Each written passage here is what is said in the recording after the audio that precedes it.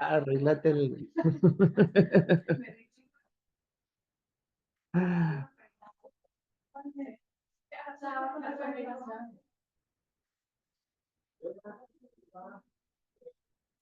Bueno, ya estamos todos por acá. Sí. Ah, Venía escuchando una canción y me gustaría que la escucháramos. No te la he hecho escuchar antes, pero aunque sí. hola,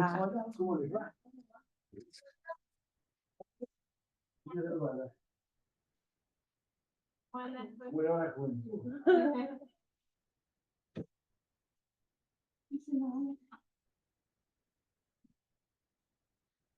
Bueno, acá estamos ya por arrancar. Eh, el tema este de cuidados paliativos, la verdad que ha sido sumamente interesante, por eso se ha extendido más de lo que pensábamos, pero bueno, ha sido todo un descubrimiento y un aprendizaje que ha estado genial.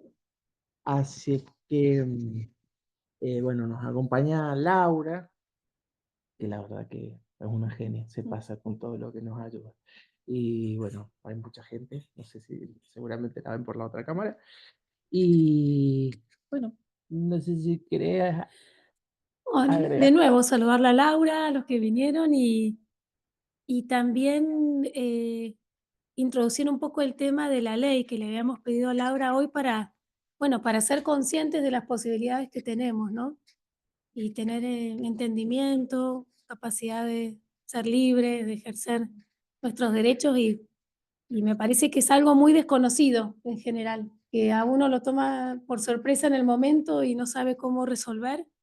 Así que me parece súper importante lo de hoy.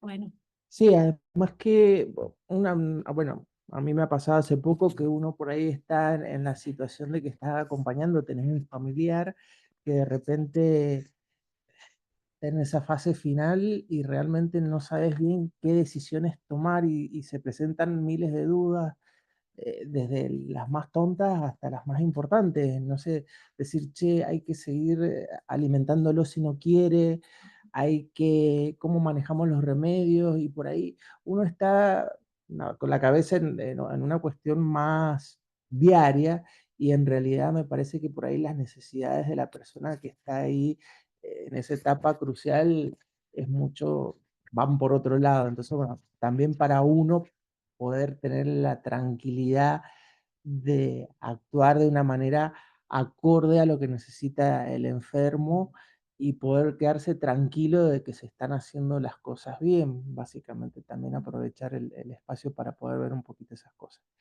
Así que, y yo lo único, voy a hacer un aporte muy cortito porque todas estas cuestiones por ahí se ven desde el punto de vista, hay distintos puntos de vista, está paliativos, está lo tanatológico, está lo psicológico.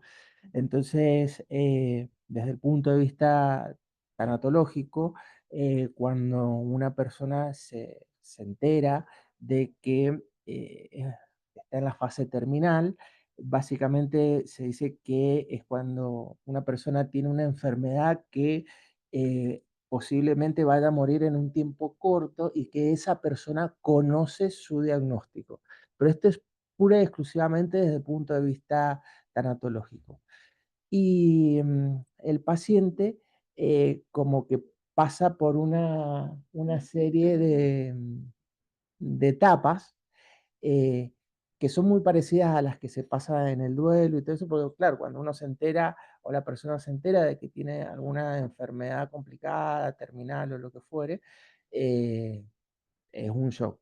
Entonces, bueno, un poquito esto se ha definido en, en unas etapas, que es el proceso que pasa el enfermo, que el primero sería la negación, no, cae como un baldazo de agua fría que te digan que tenés algo. Entonces, bueno, es normal que uno sienta esto.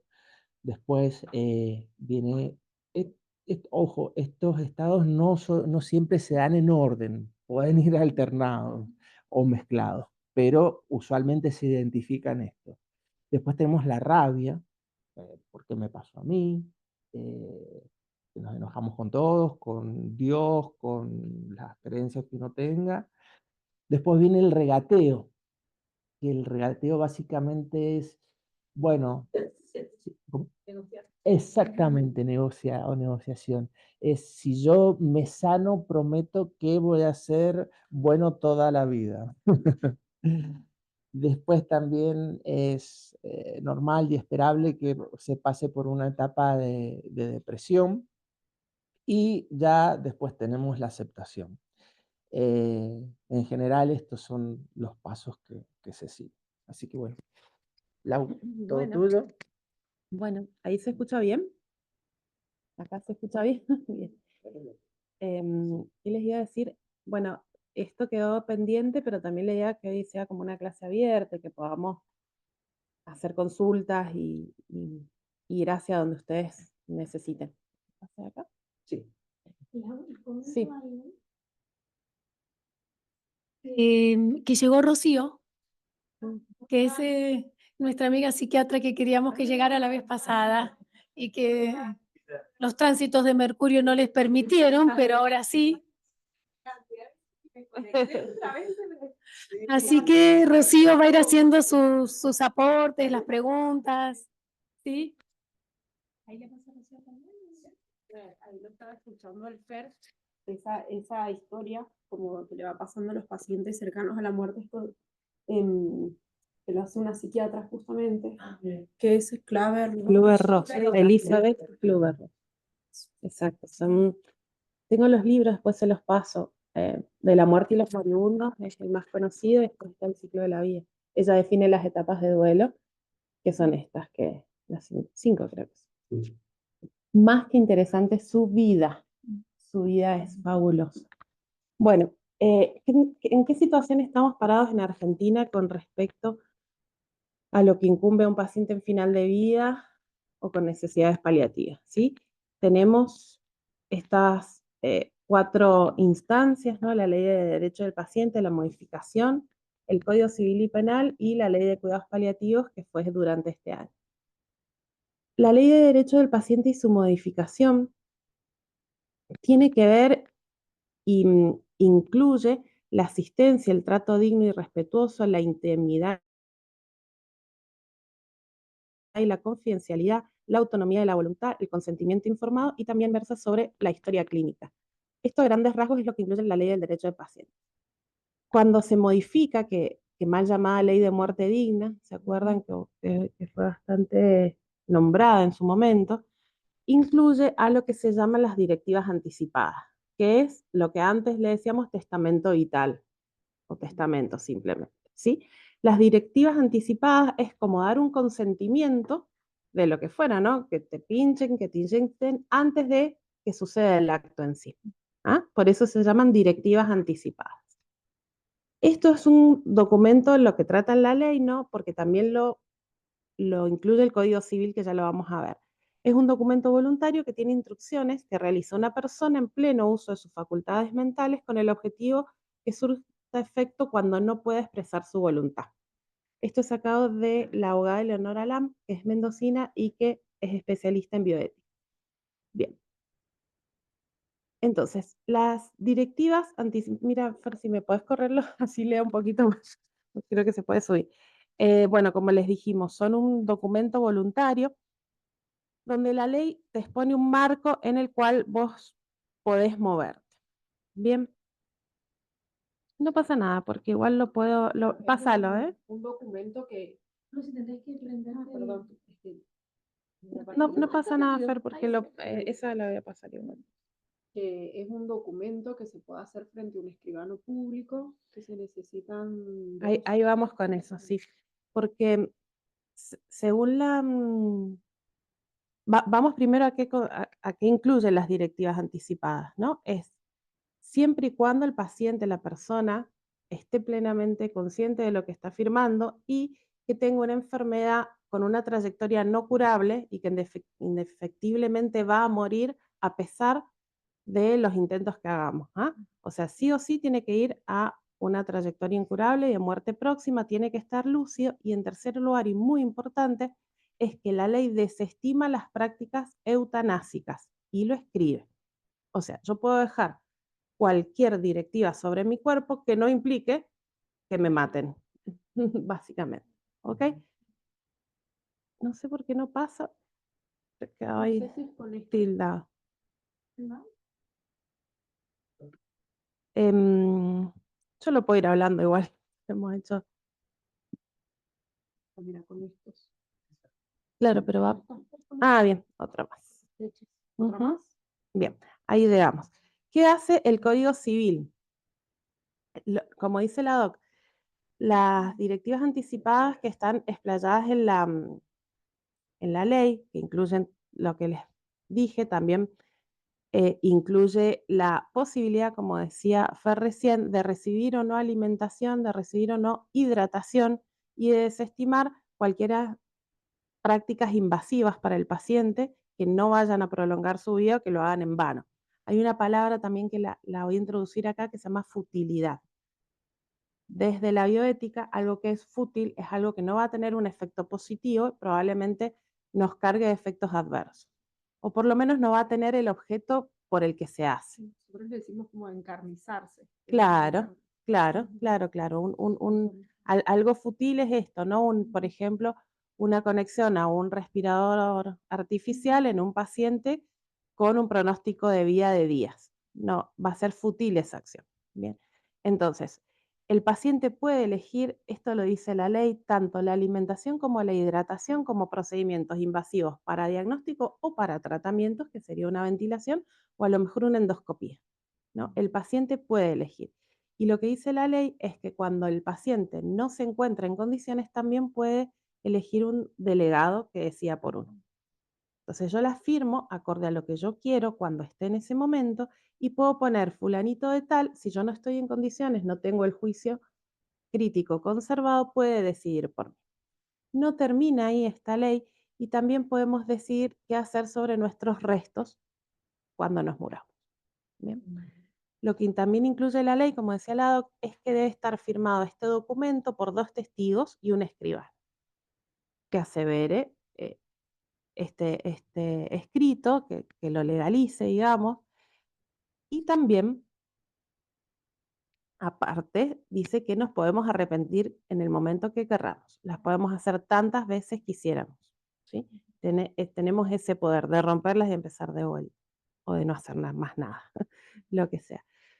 Pero como no todo es tan fácil, la verdad que la firma por escribano público, creo, en nuestro parecer como comunidad de paliativos, viene un poco a entorpecer esto, ¿sí? Porque muchas veces el paciente o nosotros mismos por ahí no tenemos la disponibilidad de hacerlo ante un escribano, o a veces también las directivas se pueden hacer minutos antes de entrar en un coma, por ejemplo.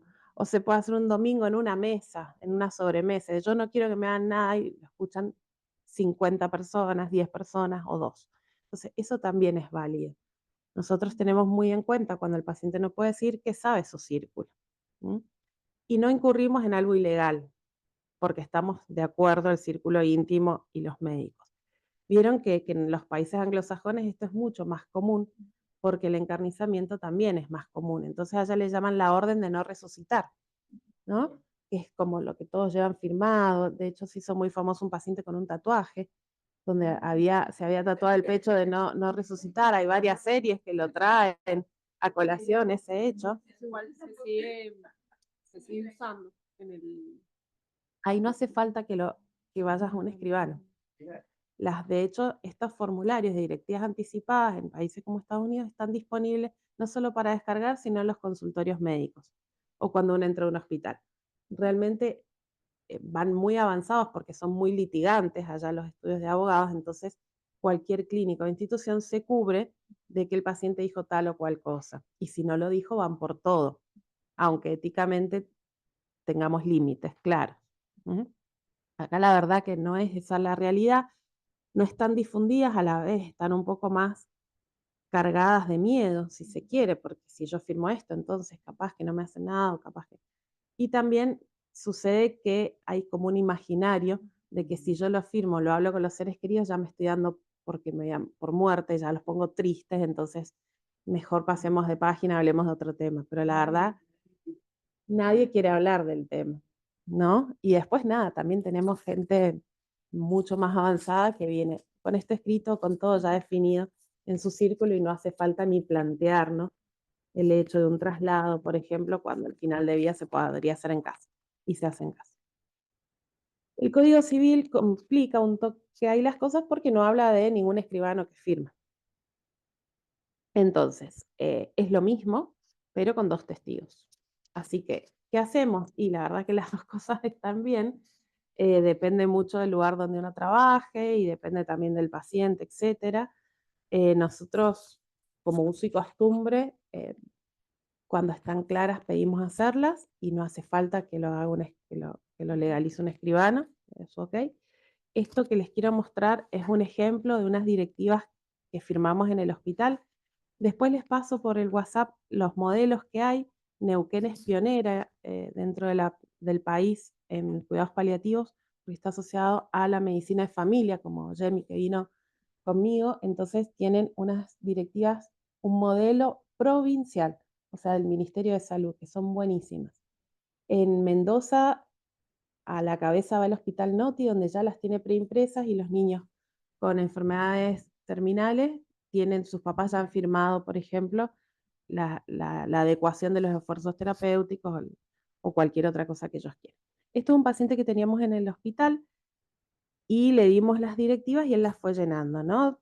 Pone su nombre, que también es una forma para que nosotros la tengamos hecha, ¿no? Al documento, conforme con tal ley, en tal artículo, siendo mayor de edad y capaz de decidir, extiendo esta declaración a modo de directiva en caso de no poder participar como activamente en las decisiones, pongo referidas a mi persona.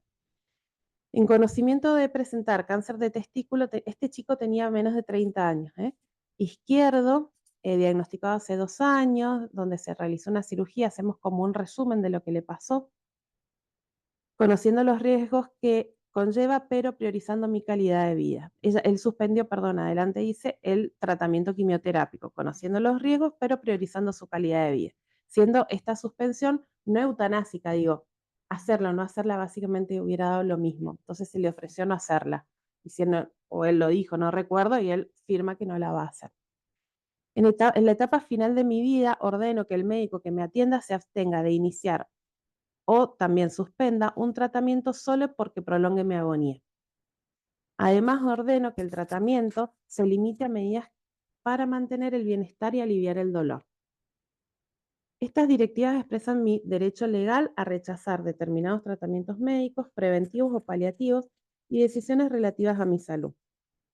Las directivas deberán ser aceptadas por el médico a cargo y si obra de acuerdo con las mismas no está sujeto a responsabilidad civil, penal ni administrativa porque así lo dispone el artículo del derecho y la modificación.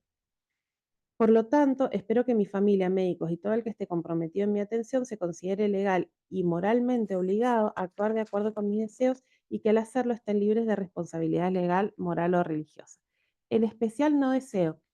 Más allá de toda esta introducción, creo que lo más importante es poner que sí y que no. Porque no solo por ahí uno espera que todo sea ordenado, que yo vaya al hospital donde me conocen, que esté el médico que me atiende, pero a veces no pasa. A veces llega una ambulancia, a veces no hay lugar en el hospital donde me conocen, voy a otro y esto les sirve a todos de guía, ¿no? Entonces no quiero el pase a terapia intensiva, reanimación cardíaca, ventilación mecánica. No quiero la compañía de familiares que vulneren mi tranquilidad en la etapa final de vida, como por ejemplo a mi madre. En el caso que presente problemas en su conducta, pudiendo estar presente si se encuentra tranquila y colaboradora con mi situación. Y tampoco la presencia de la señora plim, plim, plim. Eso no quiero.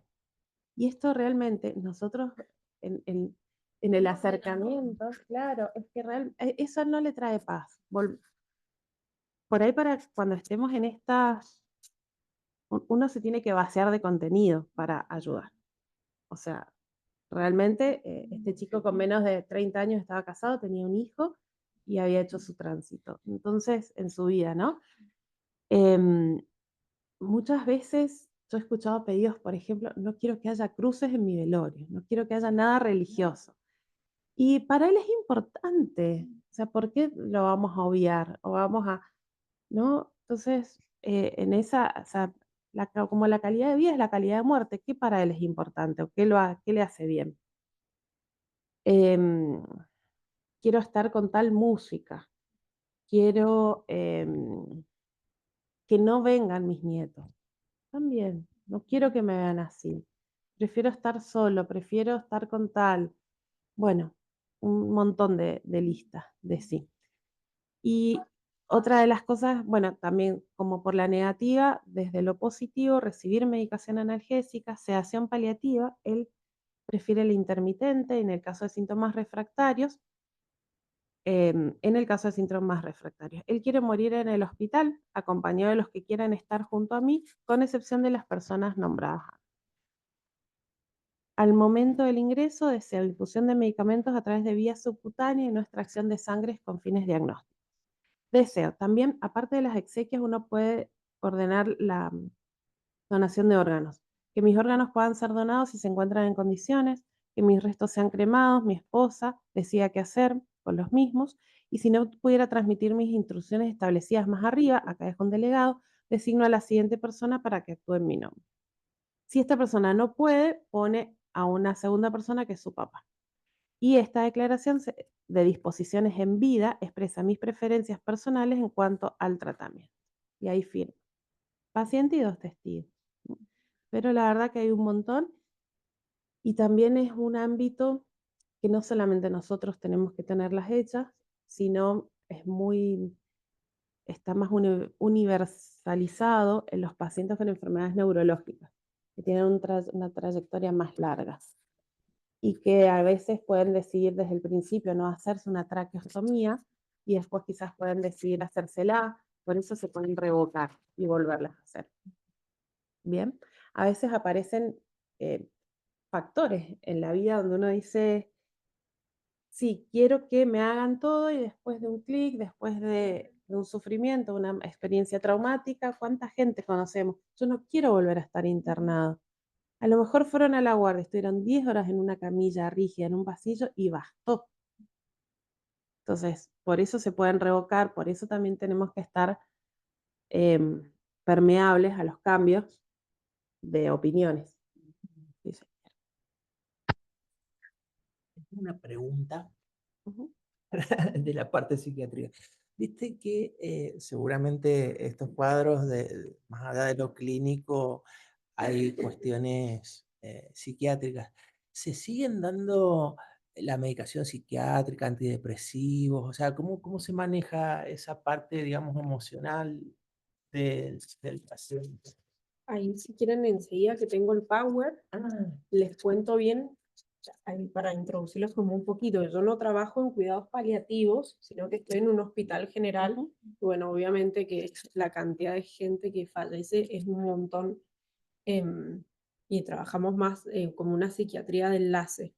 Pero bueno, ahí digo que no hay nada definido, así como en general cómo actuamos, sino que tiene que ver con cada paciente, digamos.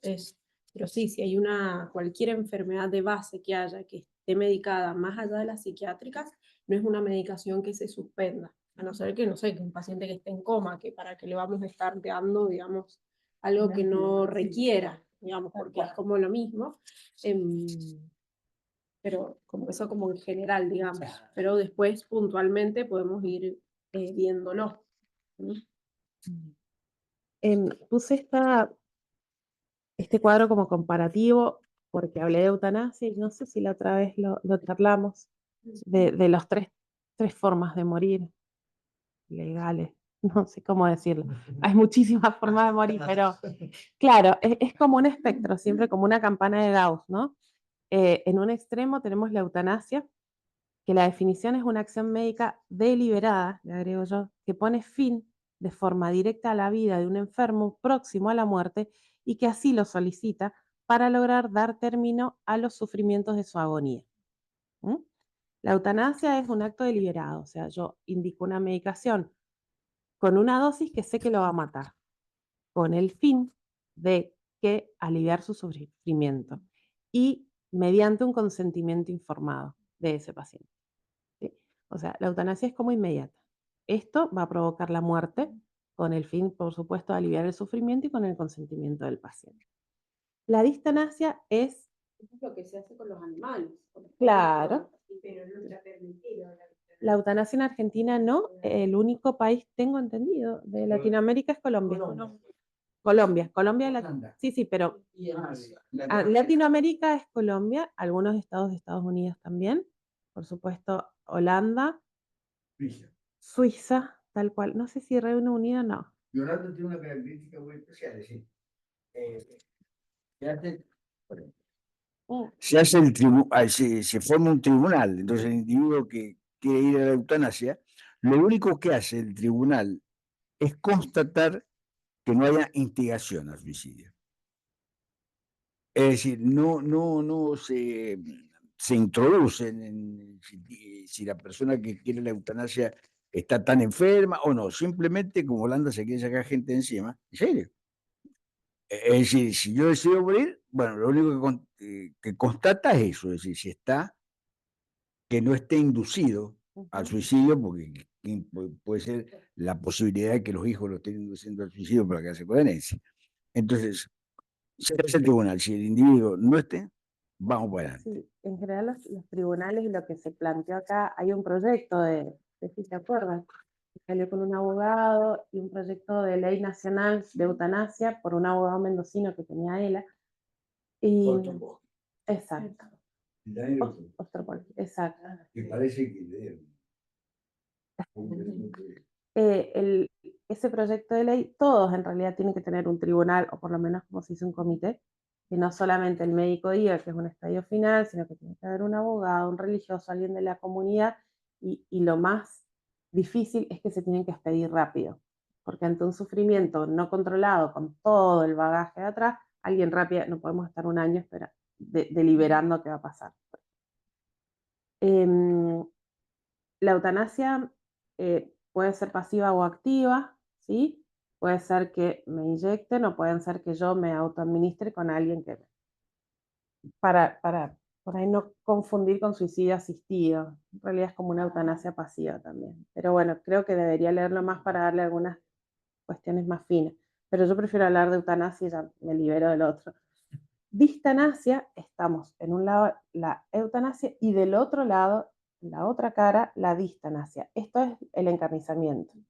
Es la prolongación exagerada del proceso de morir de un paciente resultante del empleo inmoderado de medios terapéuticos extraordinarios o desproporcionados. Y acabamos con la futilidad. O sea, por supuesto, lo vamos a mantener atrás de un respirador sin que se mejore, prolongando la agonía, por ejemplo, ¿no? Y la ortotanasia es lo del medio. Es morir a su debido tiempo. Es mediante la abstención, supresión o limitación de todo tratamiento fútil, o sea, no le vamos a suspender una analgesia, ni si está deshidratado le vamos a suspender una hidratación. O sea, si tiene una causa la vamos a tratar, pero todo el resto sí se va a adecuar o suspender. Claro, claro. Dice, mediante la abstención, supresión o limitación de todo tratamiento fútil, extraordinario o desproporcionado ante la inminencia de la muerte del paciente. ¿Mm? Esa es la ortotanasia, es como morir en el momento y en el tiempo que tenemos que morir. Es justo. ¿Mm?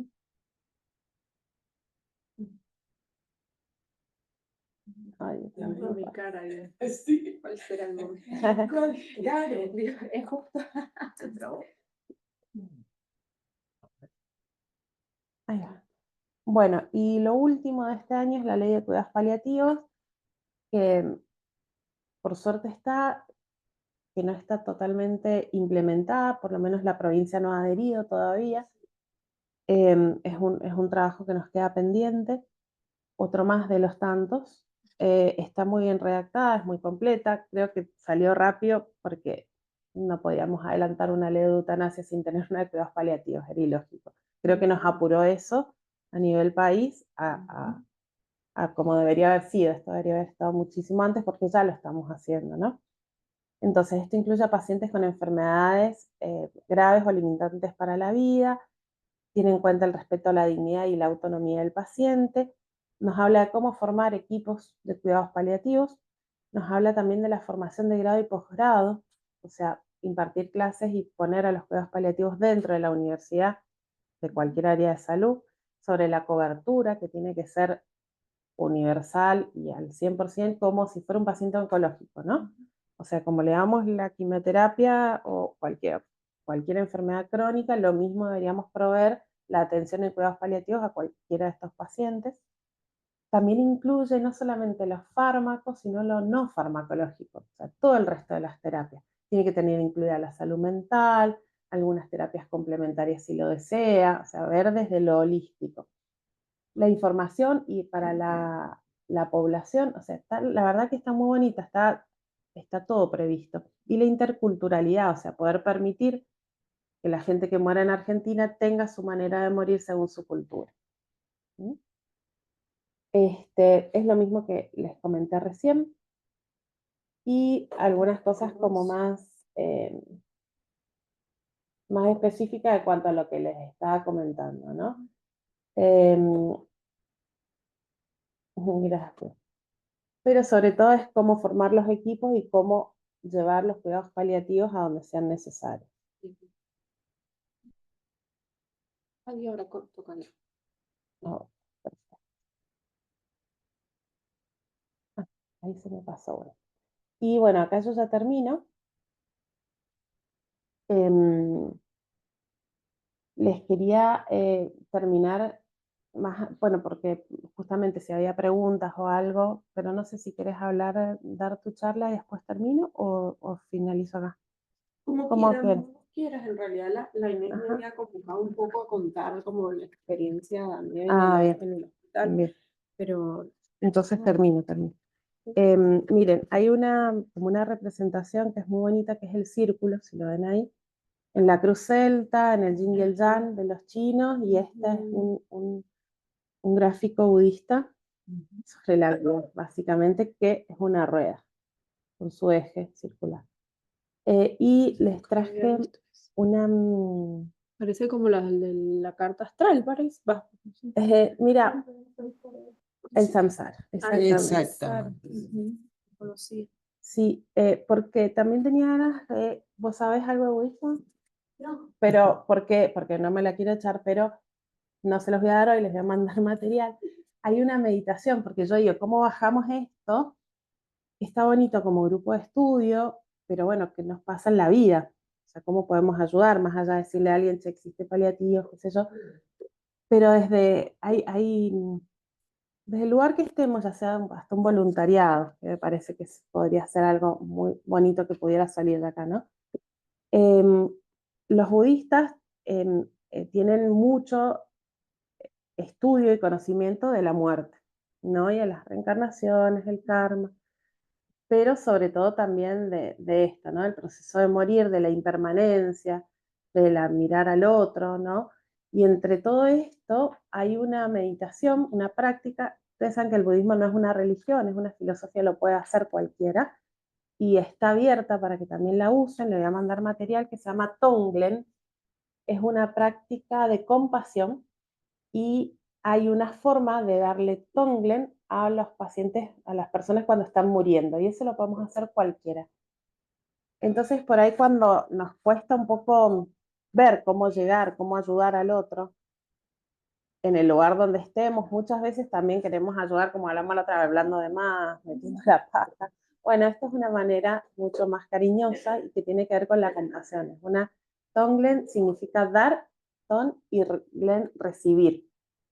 Entonces es una meditación a través de la inspiración y la expiración, donde podemos ayudar a limpiar todos esos síntomas que lo hacen estar mal a la persona, como es el dolor, como es la fatiga, como es la despedida, el desprenderse, y poder eliminar y dar luz, amor, paz y tranquilidad.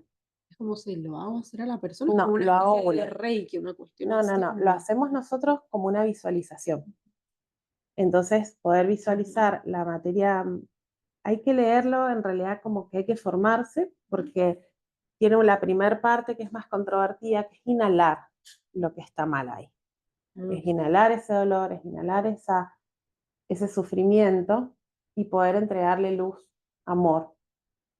Y sobre todo irlo haciendo desde la cabeza hasta los pies, pero nosotros sentados o incluso a lo lejos. Como canalizando. Exacto, son visualizaciones que si nosotros entendemos esto como una relación a través de la misma humanidad, y bueno, todos estamos relacionados al otro desde lo básico hasta lo más mínimo y más grande, entonces podemos llevar paz y podemos ayudarlo a traspasar ese momento. Y es algo muy bonito que lo podemos hacer cualquiera. Exactamente. El Tonglen es una meditación sobre la compasión. De hecho, lo que ellos sugieren es empezar con un Tonglen a uno mismo, inhalando nuestros vicios y exhalando nuestras virtudes, ¿no? Entonces, poder reciclar, poder estar bien, bien compasivos para después poder hacer un Tonglen a la otra persona. ¿Mm? Eso se hace con un permiso de la No, persona. no es necesario. No es necesario. Y entonces, de otra de las filosofías que puse ahí, que es la cruz celta, tiene algo también muy bonito, que es el círculo, y estas tres filosofías comparten el círculo, ¿no? La rueda. Entonces, yo acá acomodo para leer. Lo puedo ver de mi teléfono. No, tranquilo, porque lo tengo acá. No, es la pantalla ahí. Acá lo tengo abierto, mira. Les regalo esta oración. Es escrita por un cura, acá que se llama John O'Donnell, o O'Donnell, una cosa así. Era en un libro que se llama Anam Cara, es un cura celta, y el libro Anam Cara es como amiga del alma o amiga mía, en realidad es como que nosotros nos lo decimos, nuestro mejor amigo somos nosotros. ¿Ah? Entonces dice, que puedas despertar el misterio de estar aquí y entrar en el inmenso silencio de tu propia presencia. Que tengas la alegría y la paz en el templo de los sentidos. Que puedas recibir gran aliento cuando nuevas fronteras te inviten. Que puedas responder a la llamada de tu regalo y encontrar el coraje de seguir tu camino.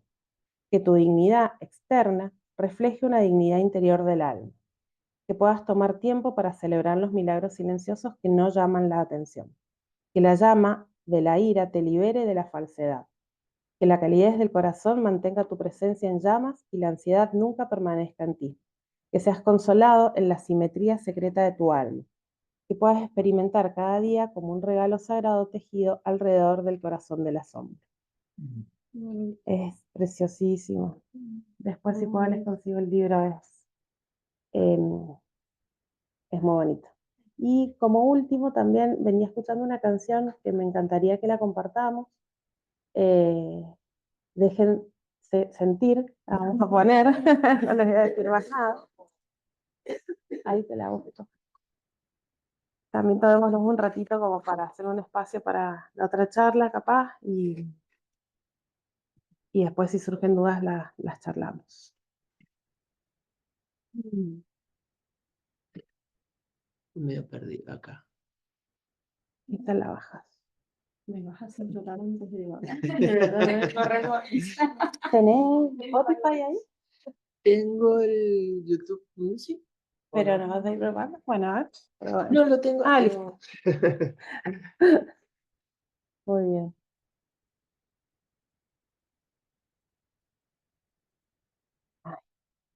Eso, ¿no? Perdón. A ver en primera plana.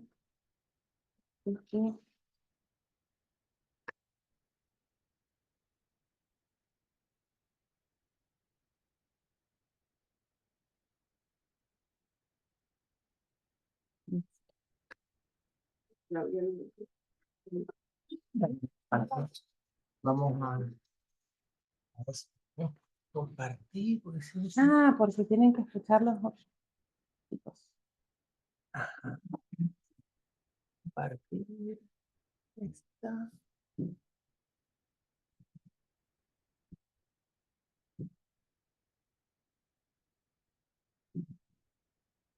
Ahí se ve. Sí.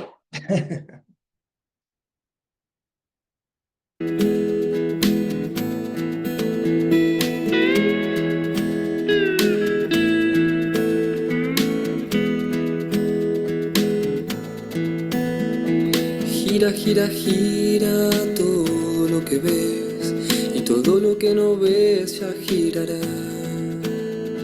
Uno muere y otro nace y este corazón renace y todo lo malo que ahora sientes cambiará. Putea si quieres y grita si hace falta, que los hombres también pueden llorar. Abre ese vino, brinda conmigo, brindo porque somos amigos, por vos, por lo que pasó y lo que pasará. Piensa menos y vive más, lo que me pone de mal humor hoy está de más. No vale la pena vivir angustiado si al fin y al cabo todo es prestado y lo que alguna vez te hizo llorar ya pasará.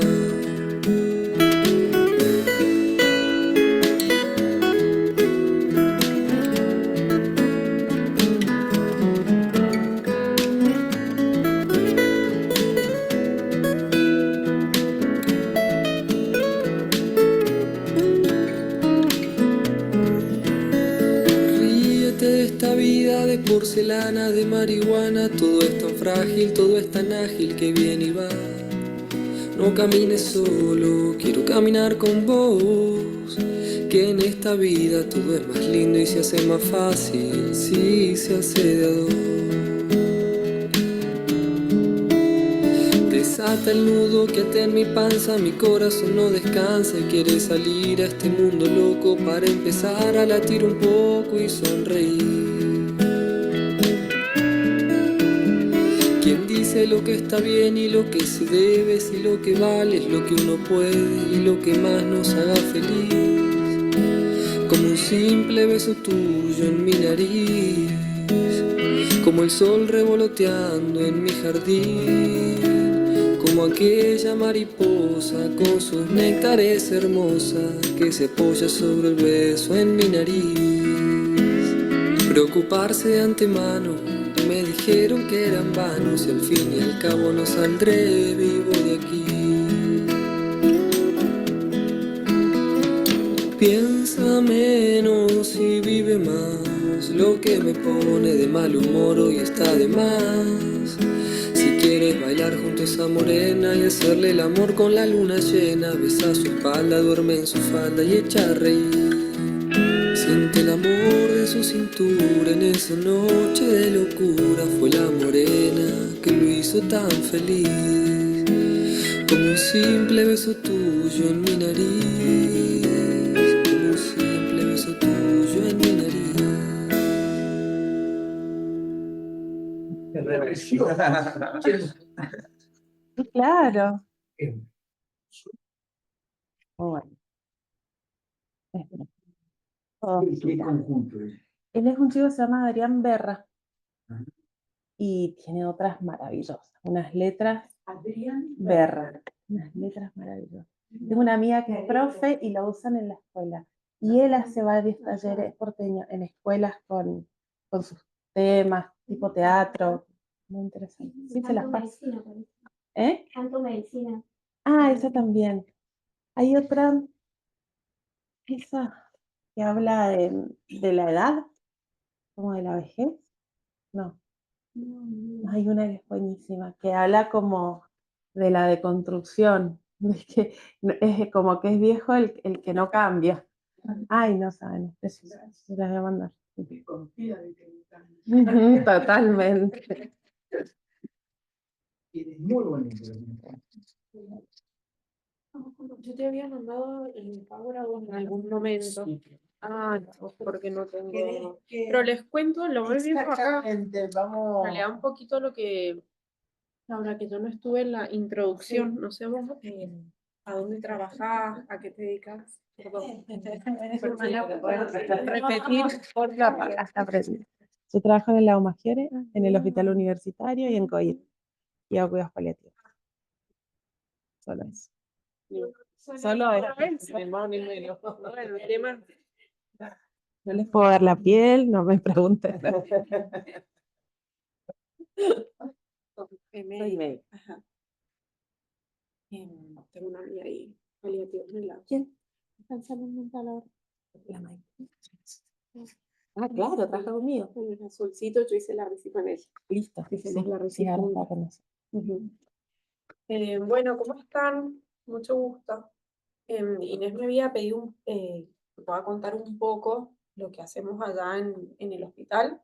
Yo soy psiquiatra, me formé en el Pereira, muy lejos de lo que estoy ahora, con pacientes con patologías de salud mental principalmente y sobre todo graves. Y ahora estoy en el Hospital El Carmen, que es el hospital de la obra social de los empleados públicos. Y ahí estoy en el servicio de salud mental. Ahí hacemos tanto internaciones. No, vale, porfa. Me siento famosa.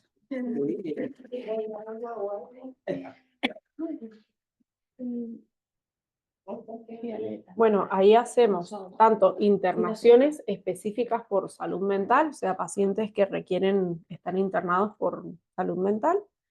Y además, otra cosa que hace el servicio son las interconsultas, o sea, que es psiquiatría de enlace.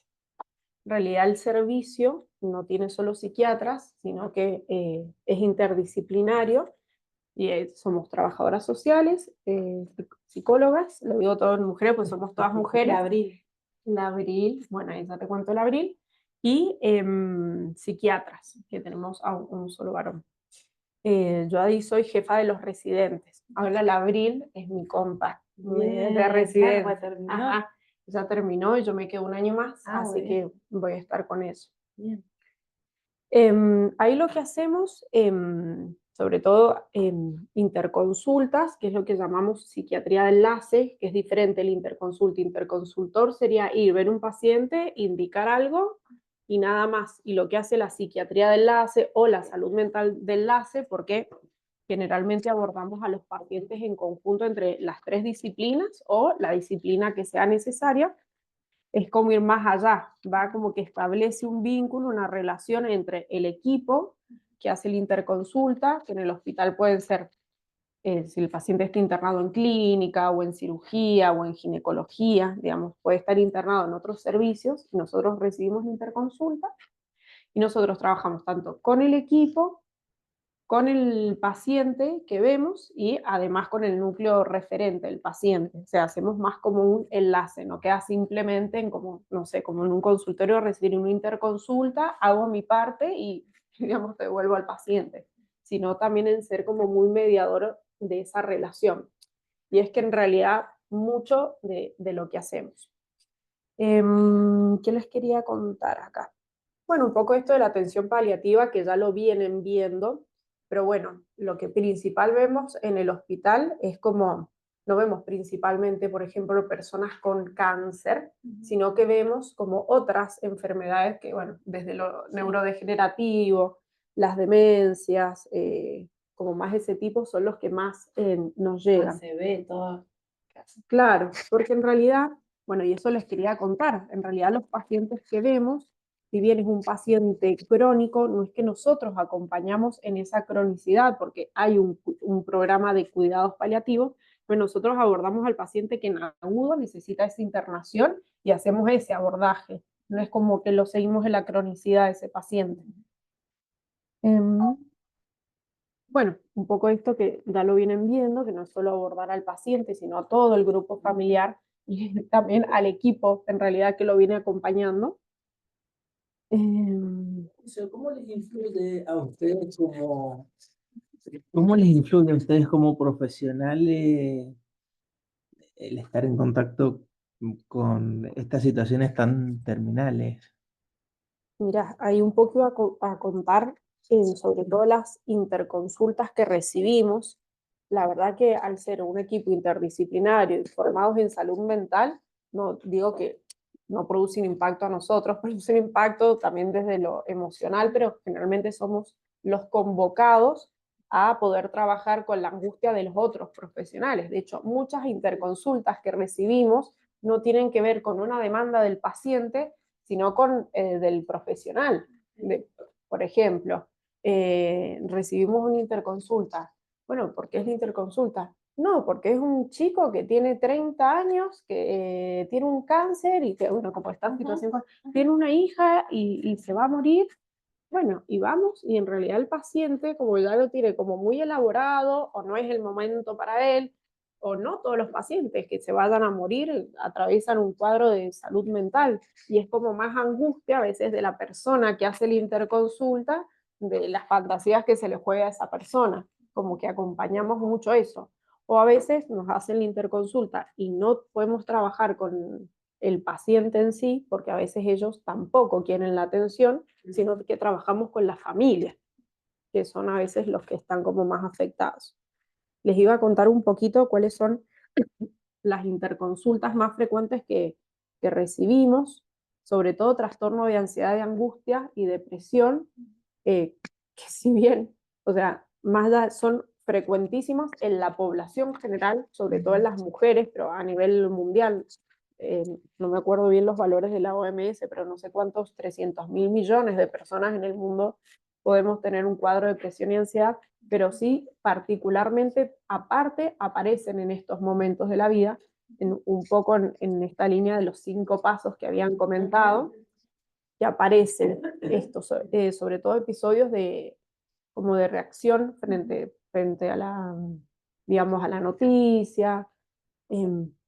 Nosotros lo que más vemos que están más afectados, a veces más de saber que se van a morir, que están atravesando una enfermedad grave, el contexto de estar internado genera mucho malestar. Sí. Ese es o sea, generalmente que recibimos nos interconsultas por insomnio, por ansiedad, por angustia, por ataque de pánico, no tiene que ver, o sea, por supuesto que es una persona que está atravesada por todo eso, sino por las condiciones en las que ocurre la internación, que estoy en la cama con otra persona, que la luz está todo el día prendida, que entran 1000 veces durante la noche a interrumpir el sueño, que me hacen un montón de procedimientos, que no me gusta la comida del hospital, o sea, son cosas que a una hora le parecerían tonteras, pero estar atravesado por una situación de estar afrontando una muerte o el dolor físico incluso, como son estas pequeñas cosas que suman y hacen a la incomodidad. O esto de cómo se ha tenido que acomodar toda la familia para acompañar esa internación, y que esto sí genera como mucha culpa incluso en los pacientes. Bueno, esas son las consultas que más recibimos. Un poco también la Inés lo que me había planteado es de, bueno, cómo afrontan los médicos, los equipos que acompañan, y esto. Recibimos muchas interconsultas que nos ponen depresión y que a veces nos llaman ya como que somos, como para que vayamos a hacer un milagro, ¿viste? ¿No? Es que pasa muchísimo, nos dicen, bueno, un paciente que ingresa con un cáncer terminal, que está con una traqueostomía, que está en la terapia intensiva, conectado por todas partes, y es como, no, el paciente, y lo digo sin juzgar, porque todos nos angustiamos esto y para nada, digo, y no estoy exenta a que me pase, pero es como, no, el paciente no colabora con el tratamiento, está hipobúlico, no quiere colaborar, no le pone onda para salir adelante, dale algo ya para que lo levante, y es como, lo vemos y es como, se está muriendo, o sea, le puedo inyectar lo que quieran y no va a salir adelante porque tiene que ver más con su situación clínica y no con un estado del paciente. Entonces a veces hay como mucha frustración de los equipos, sobre todo cuando pasa esto, personas como muy jóvenes y que te plantean, si sale de la terapia intensiva, se va a poder hacer tal cosa. Entonces van como a lo que sea, y de hecho ya negociación entre ellos. Y que negociamos mucho eso, porque sobre todo se ven en los servicios. ¿Cómo? Claro, en realidad nos hacen ¿sabes?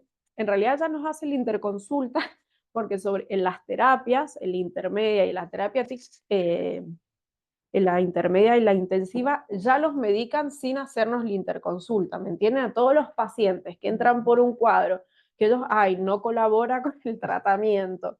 O sea, difícil colaborar en esa situación, Ya, por ejemplo, le ponen sertralina a altas dosis a algunos, y es como, no vas a lograr nada. Sobre todo que los psicofármacos, como para contarles un poco, digamos, un antidepresivo te va a funcionar si lo que vos tenés es una depresión y está como digamos, molecularmente determinada por eso, fisiológicamente, por eso funciona el fármaco. Si no, no va a funcionar.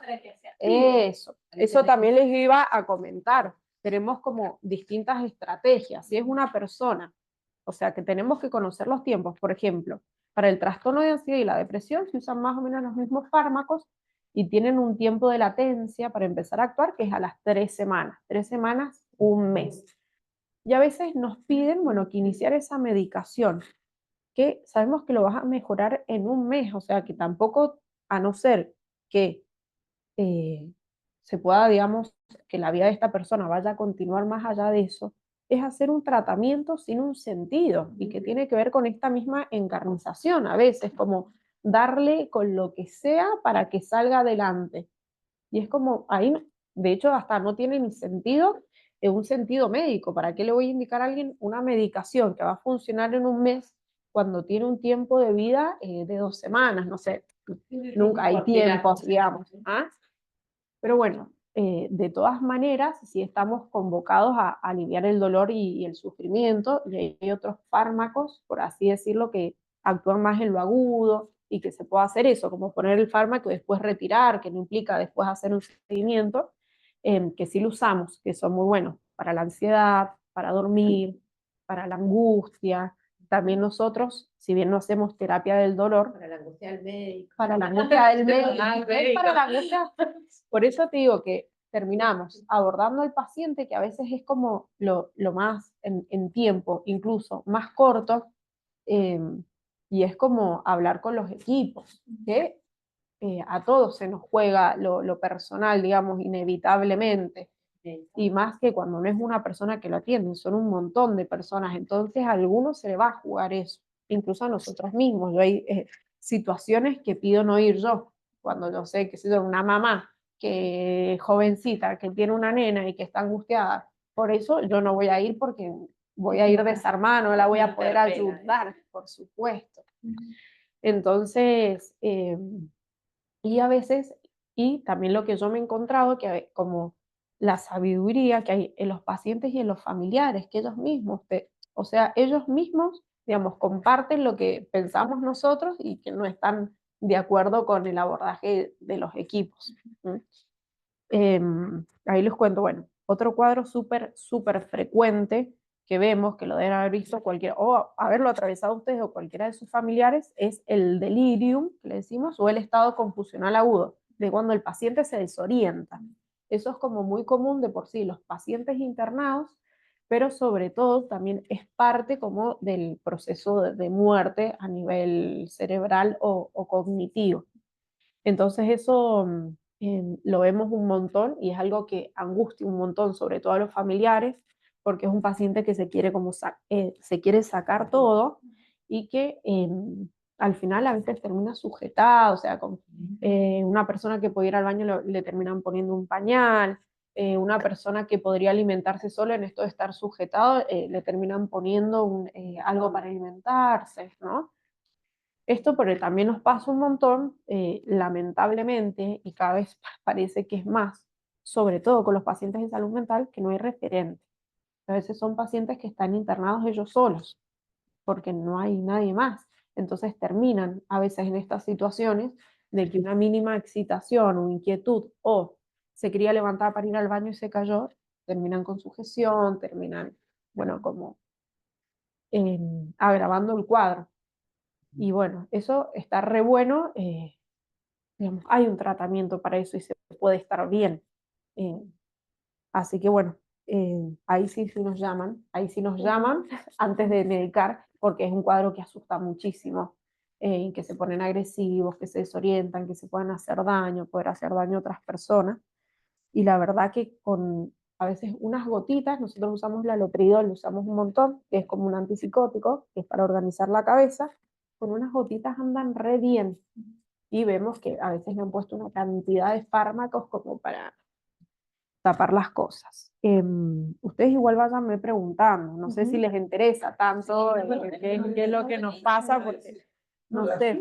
Bueno, otra, la típica está la evaluación del juicio crítico de los pacientes, que es para ver si están en capacidad de elegir algunas cosas. Sobre todo, el mayor tipo de interconsultas que recibimos es un paciente que está con algún tipo de deterioro cognitivo, ya sea por la enfermedad de base que tiene, o porque tenga una demencia, o porque ha estado muy desorientado en la internación, y por ejemplo, tengan que tomarle esta decisión por él de que no puede volver a la casa con el cuidado de los familiares y va a tener que ser institucionalizado en un hogar geriátrico. Eso recibimos 1.000.000 de veces esa interconsulta, y que de vuelta les digo, tiene que ver a veces con trabajar con el paciente, con el familiar, con los médicos, porque que una persona tenga el juicio crítico conservado en ese momento no implica nada, digamos, puedes tener la capacidad para decir algunas cosas sí y algunas cosas no. O sea, como que es una evaluación muy corta como para que vaya alguien a una interconsulta y basándonos en eso se puedan tomar decisiones. Pero sí es una realidad que legalmente tiene que estar como informado por un psiquiatra cómo está el juicio en esos momentos. Pero nosotros lo que sí trabajamos un poco más allá en esto de que sí puede decidir, que no. Y la verdad que a veces es una interconsulta hecha al Pepe porque era simplemente poder hablar con el paciente. Eso es lo que nos pasa mucho, nos hacen muchas interconsultas por cosas que no preguntan en los médicos, como si tuvieran que llamar a un médico de salud mental, un especialista para hacer esa pregunta, digamos, claro. ¿Qué pasa cuando el paciente no habla y tiene la mitad del cerebro muerto? Bueno, ahí es re complejo. Por eso te digo, si no hay estas directivas anticipadas, que yo entiendo que en cuidados paliativos la usan un montón, la verdad que nosotros nos manejamos, digamos, muchísimo con lo verbal y con el familiar, que es el recurso que tenemos. Si no hay nada escrito, que generalmente los pacientes que a nosotros nos llegan, como es un cuadro en agudo, no hay algo escrito. También ahí en la ley, viste que habla de eso, de como responsabilidades. Primero, o sea, por personas que dice la ley que pueden tomar esas decisiones. Dice primero el cónyuge, después los padres, creo que después están los hermanos, después como que hay un nivel de personas que pueden, digamos, tomar ese tipo de decisiones. Pero como te digo, cada caso es distinto. Por supuesto que lo primero está la decisión del paciente, si no está la decisión del paciente, la decisión de los familiares, que a veces no hay un consenso, y también en nosotros está justamente, por eso nos invocan a que nosotros podamos pensar como equipo de salud clínico, de salud mental, qué es lo que nosotros también pensamos que va a ser lo mejor para el paciente, porque a veces tenemos información que no tienen los familiares, como por ejemplo del cuadro del paciente, si va a estar, no sé, mejor en un hogar geriátrico, mejor en su casa, mejor con una internación domiciliaria. La verdad que no hemos tenido tantos problemas en que sean los familiares los que, porque digo, también obviamente está primero el paciente, pero después el familiar el que va a acompañar. Y hay que tener, más allá del deseo, el tiempo, los recursos, las herramientas, que generalmente son personas que están a cargo también de otras personas. También hay que cuidar a las personas que cuidan, porque no, es un montón. Entonces a veces te digo, si bien es el caso a caso, hay como unos parámetros fundamentales que tienen que ver de cómo está el estado clínico del paciente, de cómo va a estar de acá al próximo tiempo, de qué referente hay posible para tomar esas decisiones o para acompañar. Se fue un montón. No, el caso mío en A ver, particular es contame. que mi papá le dio una ACV isquémico, Ajá. estuvo 12 horas Ajá. muy mal, se quedó un día para al otro sin caminar, sin hablar, Ajá. y fue como todo el proceso que dijo acá la doctora fue así. Recién ahora está más tranquilo, pero no hay consenso en la familia porque mis hermanos es como que queremos que esté relajado y tranquilo, no quiere el kinesiólogo, pues bueno, está bien, aceptamos que no quiere el kinesiólogo porque lo echa, tampoco quiere cuidadoras, tampoco quiere ir a un asilo. Mi mamá está como en una situación, ellos están separados, pero hay una situación muy compleja de culpabilidad, de que nosotros lo queremos ver muerto. O sea, son cosas muy fuertes, entonces como que quisimos siempre abordar psicológicamente, pero como dado el hecho que él no habla, y es todo, él siempre dice todo no. Entonces, como yo como lo conozco, yo sé cuál es el no, cuál es el sí, cuál. Entonces, como eso, no sabemos qué hacer, y ahora hay una cuidadora hace como un año y medio, y que se bancó todas, y hay otra que entra y sale, por ejemplo, en la tarde entra y sale, y mi mamá tampoco es colaborativa en dar un tiempo de enlace entre el cuidador y el de la situación. Entonces hay como ahí un tema complejo. Mira, obviamente lo pienso como psiquiatra, esto de algunas cuestiones en estas etapas que me imagino por cuestiones de la personalidad previa de tu papá, pero que se ponen más rígidos o están irritables por la situación que están atravesando. Digo, ¿quién no estaría de mal humor? Que a veces está bueno algo, digamos, No, mi papá, para ese mal humor, neurólogo, esa que irritabilidad. las dos aletas que no sé bien, vos sos la más indicada, son como dos aletas que inhiben la irascibilidad. Esas nació sin eso, o sea, date cuenta, mi papá ha sido muy agresivo. Claro. Entonces, y cerrado, y varias cosas. Que hemos querido hacer varias cosas, pero no nos ha dejado. Bueno, ¿viste? Entonces parece que tiene que ver con cómo es él, y que por más movimientos que hagan ustedes, es como que hay algunas cuestiones que no va a aceptar. ¿Mm? Pero bueno, por ejemplo, sí hay medicación para estos estados de cuando estás muy irritable y que a veces no acepta algunas cosas por eso. ¿Mm? Pero bueno, viste, ahí te digo, es como trabajar toda la familia y ver que lo que les está pasando a ustedes, y también qué es lo que pueden o no hacer. Porque digo, también acompañar, entiendo que quieran acompañar, pero a veces también es a costa de qué. O sea, es como que hay que revisar un montón de cosas. Ya después podemos hablar bien las situaciones particulares, a ver si te podemos dar alguna mano.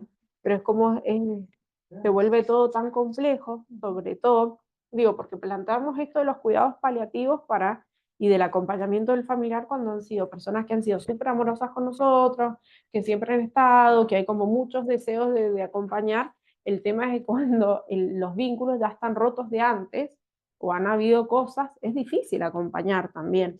Y uno tiene que saber eso. ¿Mm? Y también hay que ver si el otro, hable o no hable, pero bueno, ustedes también lo conocen, desee ese acompañamiento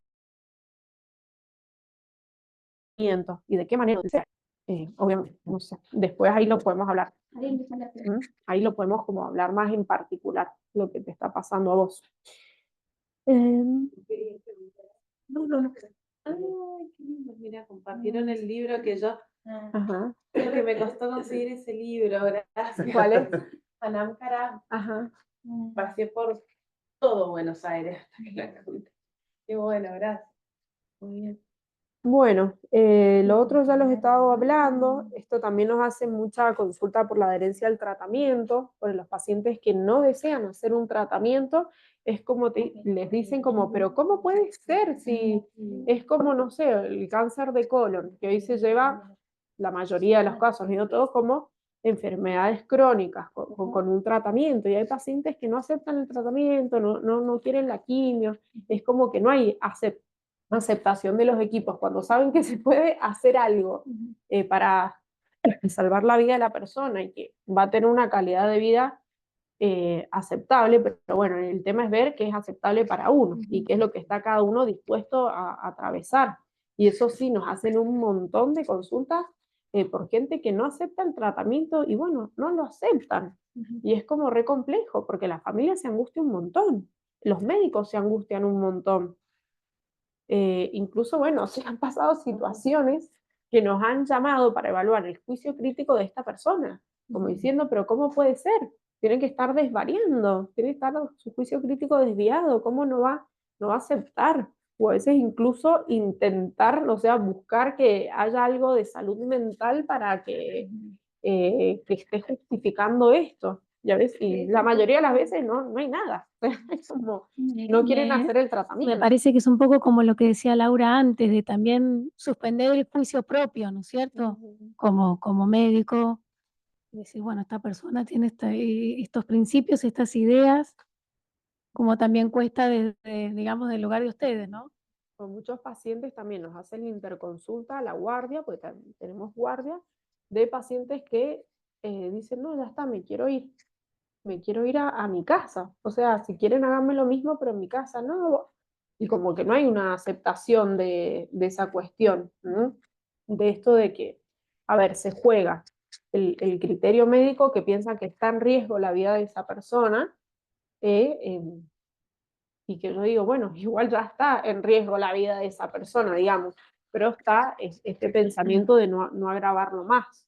Por Es ahí, como muy complejo. sí, en general, gracias a Dios, cada vez se ve menos la medicina paternalista, que es Ujú. esto como que por lo que vos por ahí principalmente nombrás, ¿no? Por eso es tan importante las directivas anticipadas, porque si los agarra un médico paternalista, Va a hacer lo que quiera. va a hacer lo que quiera de su cuerpo. Entonces, el tema también es tomar vos, poder decir hasta dónde, poder preguntar, y esto es un consejo como el derecho básico como persona, poder elegir que te atienda otro profesional si no te sentís bien, y hacerse ver.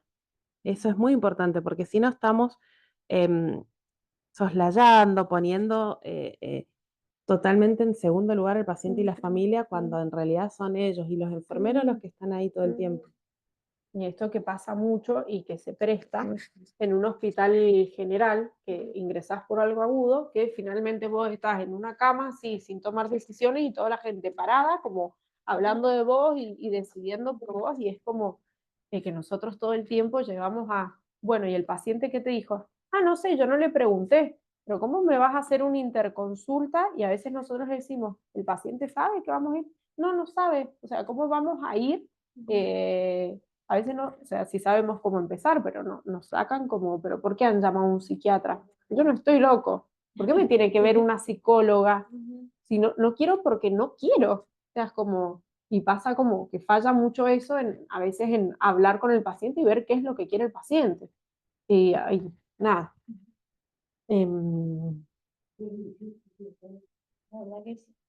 Bueno, un poco había puesto acá como bueno, otra interconsulta típica, ya esta es la última, pero que a veces nos da hasta como bronca, nos llaman para comunicar el diagnóstico porque no se animan. A ver, no es bronca, es muy angustiante, pero imagínense que un psiquiatra que ve salud mental, no le puedo decir el diagnóstico que ha hecho otra persona con los elementos que lo ha hecho otra persona.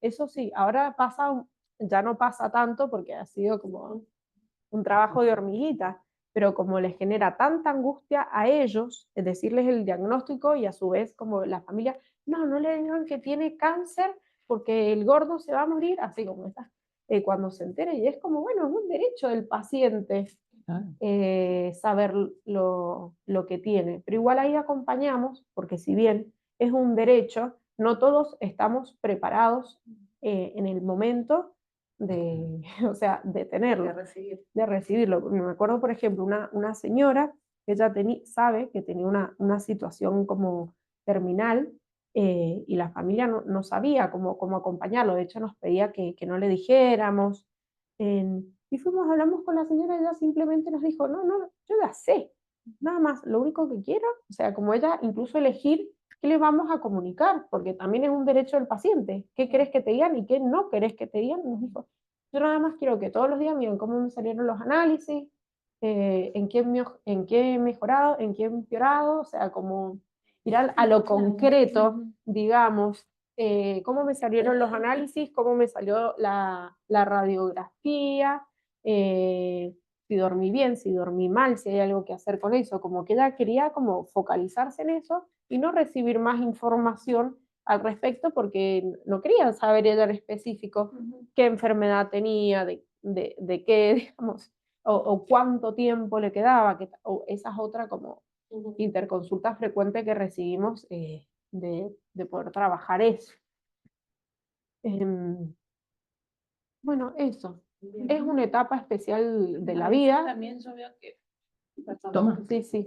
Lo último que digo, que es una etapa especial, digamos, de la vida y que angustia un montón, pero la realidad es que nosotros no lo abordamos de una manera, o sea, estamos en un hospital general, no hacemos como el acompañamiento del crónico, que entiendo que tiene más la especificidad, pero la verdad la abordamos como cualquier otro tipo de situación y hay como mucho prejuicio en esto, incluso esto de que haya como un estadio típico la verdad es que cada persona, o sea, te sorprende que cada persona lo vive y lo atraviesa de una manera distinta, nada más que uno va con los prejuicios también culturales de lo que piensa cada uno de si a mí me dijeran que me voy a morir, después vos vas y hablas con el paciente y es como le preocupa algo que ni te hubieras imaginado.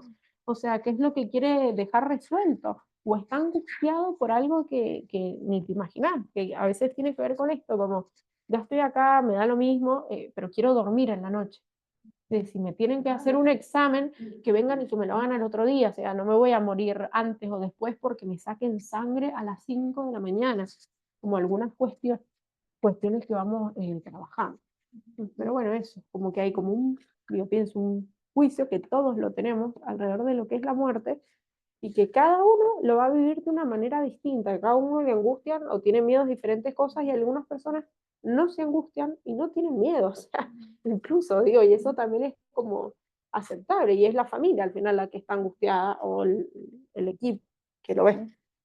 Después había puesto en el pago nada más un poco las leyes que ya lo hablaste vos, pero digo en esto, y hago hincapié de que está buenísimo que queda por escrito, pero de no olvidarnos que todo el tiempo los equipos de salud, los profesionales, estamos haciendo consentimientos informados verbales, nada más que no es algo que estemos todo el tiempo escribiendo, pero cuando vos le decís a una persona, bueno, yo pienso que tenés esto, va a ir una medicación para eso, lo querés tomar, no lo querés tomar, querés que te siga viniendo a ver o querés que pase otra persona, eso es consentimiento y tiene que quedar registrado con la historia clínica de la misma manera de otras cosas. Digo, todo el tiempo estamos en las relaciones humanas, estamos todo el tiempo trabajando con consentimientos y a veces esto que digo que estaría buenísimo, que esté la ley, que todos podamos hablar de nuestras directivas anticipadas, pero digo, lo verbal,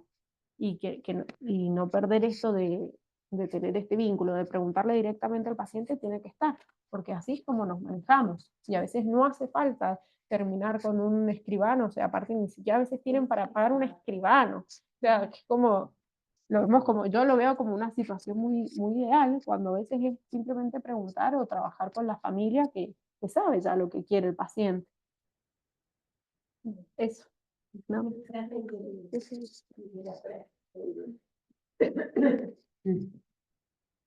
Bueno, lo primero que me pregunto es qué puede colaborar uno, ¿no?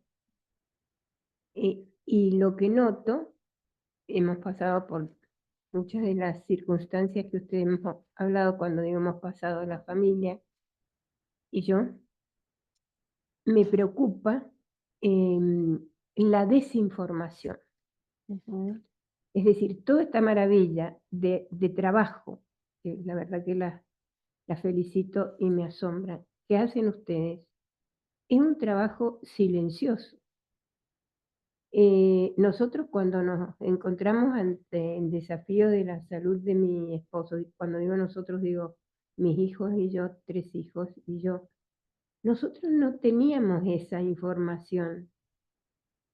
Y me preocupa cómo podemos hacer quienes estamos dispuestos a colaborar. Vos recién dijiste, bueno, de este grupo tendría que surgir tal cosa. Todo esto que vos nos decís que hacés es como trabajar el día a día frente a la acción que tengo acá, que tiene este perfil, y este no es lo mismo que el otro. Entonces una preocupación es la desinformación o la información en sí. Entonces ustedes creo que hacen una batalla titánica, desafiante, porque son hacedoras de algo que los que lo necesitan no siempre están informados y son conscientes. Son testimonio oculto de este paso tan importante que es acompañar tanto al enfermo, al paciente, como a la familia. Primer desafío. Luego, ¿qué valor tiene? También me preocupa el que tenga que existir el documento firmado por el paciente. Yo, Griselda, me pongo ahora y hago tac, tac, tac, tac. Pero eso es agregar una cuota más de complejidad a la situación de salud. ¿Qué valor tiene? A ver, quiero ser sumamente precisa. ¿Qué valor tiene la palabra del paciente si está en condiciones de formular su decisión y de la familia o de quien lo acompañe, como para que quienes hacen el trabajo tengan ese marco de apoyo? Porque nos sucedió que una institución decía, no, nosotros, mi esposo tuvo cáncer, 3 tipos, y le llegó, primero, tuvo muerte cerebral. A ver, entonces, y nosotros teníamos que decidir, pero la institución donde estaba, porque nos encontramos sorpresivamente frente a ese diagnóstico terminal, se negaba a entrar en esta actitud del cuidado paliativo, que toda la familia, en la cual toda la familia estaba de acuerdo, ¿se entiende? Entonces me parece que por eso admiro la tarea que ustedes hacen, porque es trabajar casi en soledad. Y valoro mucho lo que ustedes dicen de la legislación, pero convengamos que las legislaciones son pesadas para hacerlas. ¿Quién tiene una previsión de lo que quiere que hagan con él en la vida? Yo lo voy a hacer oralmente, ahora los voy a poner a él. Ay, somos tus testigos en este momento. No, ustedes serían lo máximo. No, porque convengamos que, a ver, me retrotraigo a la época, no teníamos idea de todo esto. Y somos, a ver, en un grupo de 5 personas base, la familia, que medianamente tenemos acceso a algo de información. Entonces, ¿en qué podemos nosotros paliar? Acá al lado, vía esa entrada, hay un chico, digo yo, de 50 años que tiene ELA. Hace 10 años, 12. Con una familia, su esposa, su hija, magnífica. ¿Qué se puede hacer? Vos como decís, como desde la comunidad. Como nosotros, que sirva. Doy un ejemplo concreto. Estoy totalmente convencida, por mi experiencia y la experiencia que tengo aquí al lado, que la familia necesita tanto apoyo, o el contexto, que estable, no siempre es la familia, son los cuidadores también, etcétera, etcétera. Necesita estar protegido, pero el organismo dice, no, pero si el paciente no acepta la terapia, no podemos aceptar la obra social de la terapia para el grupo que está con el paciente, ¿se entiende? Es una cadena, es una... A ver, ¿cómo sería? A ver, o sea, que él no ha aceptado la terapia psicológica. A ver, el paciente no acepta, en este caso, el chico que tiene, digo chico porque para mí 50 años es Un pendejo. hace 10 que está con esta situación. Él no acepta terapia. Y ustedes saben que ¿Qué tiene terapia? ¿Psicológica o terapia? O hacer un psicológica, tratamiento. no psicológica. Ajá. Ajá. Y tienen una lucidez admirable. Yo entro, hola, el aparato, ¿no? El sintetizador que tienen. Hola Griselda, ¿cómo estás? Yo, pero él no acepta terapia psicológica y psiquiátrica. Entonces, eso afecta, además de todo lo que afecta al entorno, que tampoco su hija y su esposa, la obra social, les da terapia. Claro, ahí ya entendí, ¿Me es como que entienden? tiene que aceptar el paciente, hacer un tratamiento psicológico para Que que él haga no el grupo familiar. No sé, no entiendo el plan. Para segmentar las respuestas. Sí. Ajá, Si no nos vamos, ajá. ¿te escucha ahí? No, claro. El micrófono se lo que Ah, por ejemplo. No, pero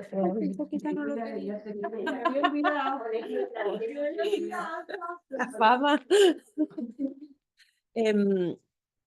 Vamos, claro, claro. Exacto. Por el tema, yo no sé en qué año fue tu experiencia.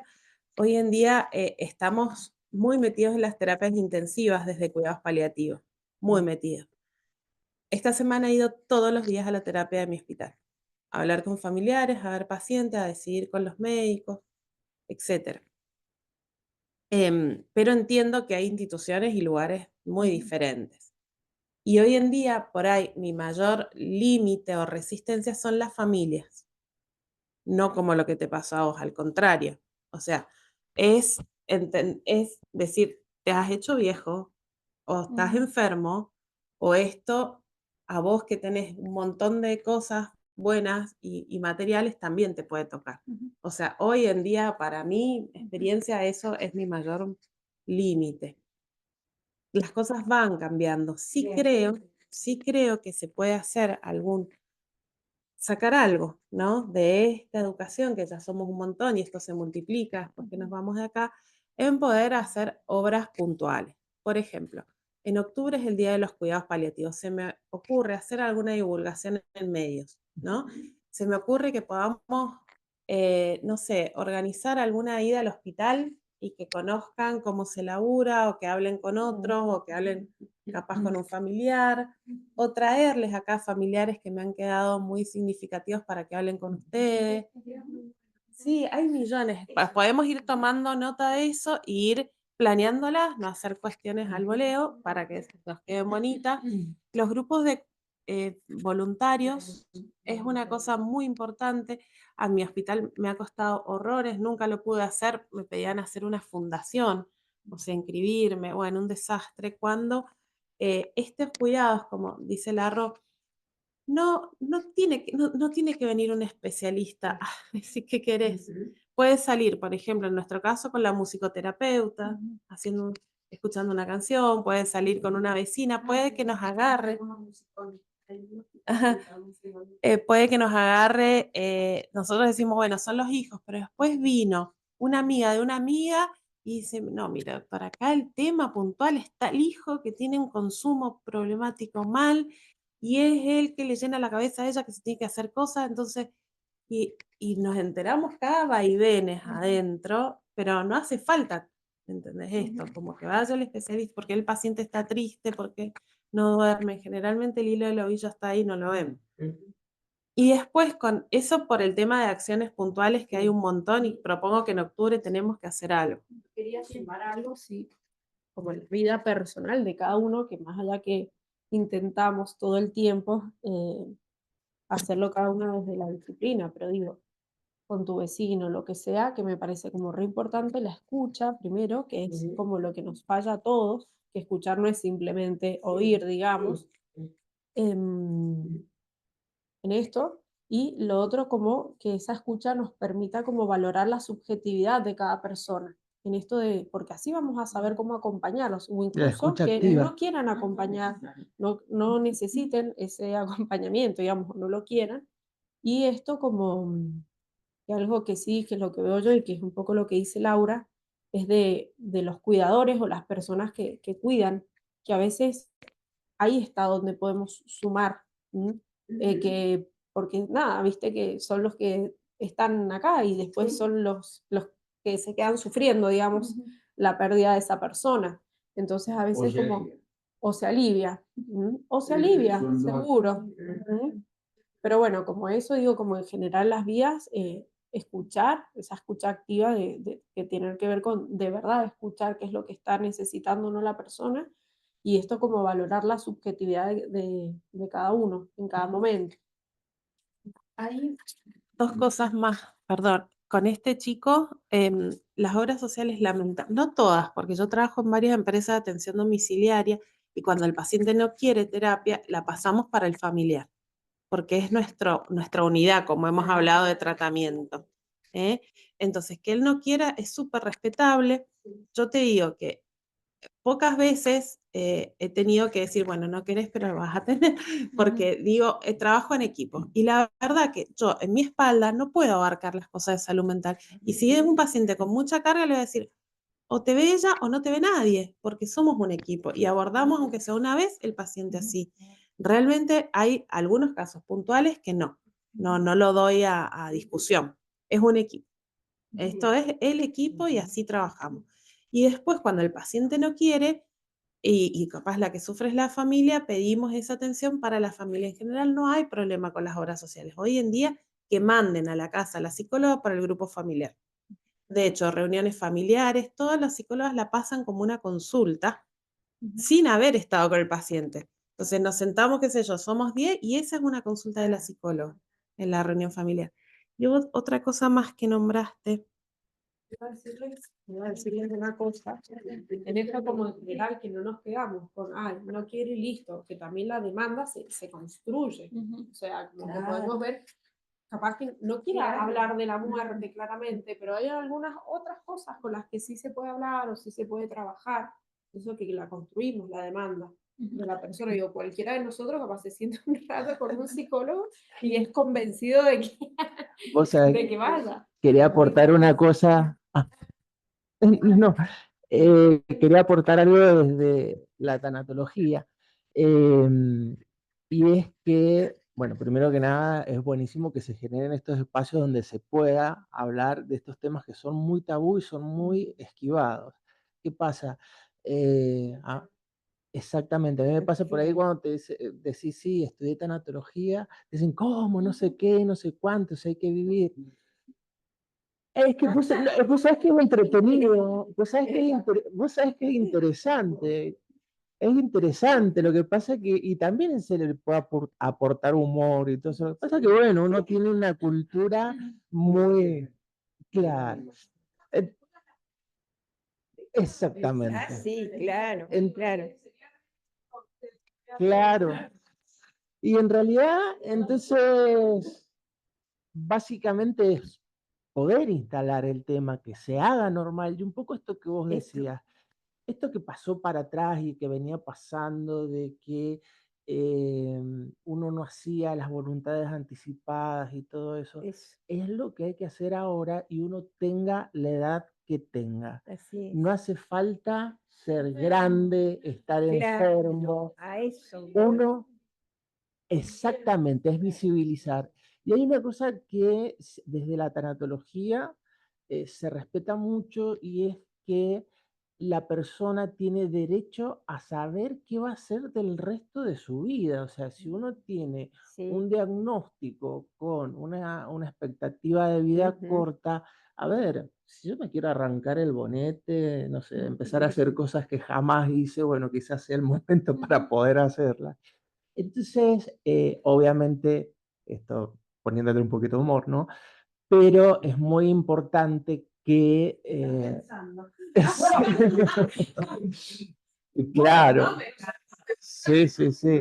Hay que aprovechar a hacer esos viajes a Las Vegas, casarse con quien uno quiera, total. Exactamente. Que sí, son cosas que pueden pasar. Y también hay que respetar, o sea, en este caso, el enfermo, hay que tantear un poquito y saber qué es lo que quiere saber o no. Por ahí no hace falta que sepa hasta el último detalle. Muchas veces la tienen mucho más clara desde el punto vivencial, entonces no hace falta ponerlo en palabras técnicas ni tiempos. Entonces, ¿qué quiero decir con esto? Primero, hay que empezar a hacer, sea la que uno tenga, el tema de las voluntades anticipadas.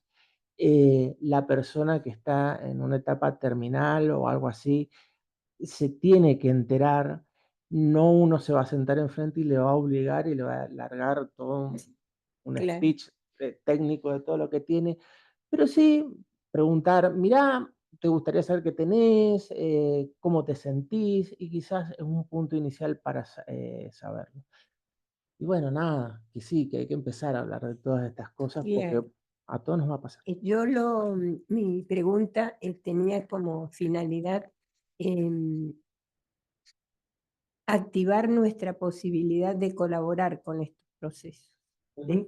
Más que, no es que yo sepa, simplemente he vivido y vivo, Ahora, porque sí creo que se pueden Me hacer acordé a nivel de información que podemos. Sí, no, y esa pregunta que vos dijiste que vale, que yo lo tenga escrito, ahí está. Vale un montón. Em, si bien hoy en día, como te dijo la doc, es todo verbal, nosotros lo anotamos en la carpeta, y esto que siempre tiene que estar el consentimiento informado, requiere una firma. Ah, En nuestra historia clínica, pero si no es del paciente, es de su familiar. Por ejemplo, el paciente no puede decir, o cuando en ese caso hacemos firmar por el familiar. Por ahí, la mayoría de las veces el paciente también lo puede firmar y medio que lo desestimamos, pero debería firmar el paciente, que no quiere recibir tratamientos o que no va a pasar a terapia intensiva, etc. También hay otra zona que es el criterio médico, que claro, eso por más que alguien venga y me diga, pasarlo a terapia intensiva, no, porque no tiene criterio. claro. Pero a vos sí te sirve, porque más allá de que vos, ponele casualidad, tu hijo con el que hablaste la última vez no está, o caíste en una institución que nunca fuiste antes, o estás de viaje, te pasó algo, lo que llevas firmado es lo que cuenta. Bien. Entonces todos acá deberíamos tenerlas hechas. ¿Cómo se enteran los médicos de que he hecho eso? Y ¿A dónde está registrado? ¿Me entendés lo que te claro, digo? si vos tenés, ponele un médico de cabecera, al que vas siempre, en un país ideal donde te lo consulten, no haya una historia clínica Claro. unificada. Claro, porque lo más probable es que... No, pero si vos lo llevas con vos, o sea, claro, si vos tenés una enfermedad crónica, ponele que es el caso más común, o yo, ponele, mis amigas saben que están, y saben dónde las guardé, y saben las que lo Bien. firmaron, y el día que me pase algo, decir, esta lo hizo hace tantos años, está acá. igualmente la idea es que esto se generalice y se Claro, claro. que sea un comienzo Sí. para una nueva cabeza.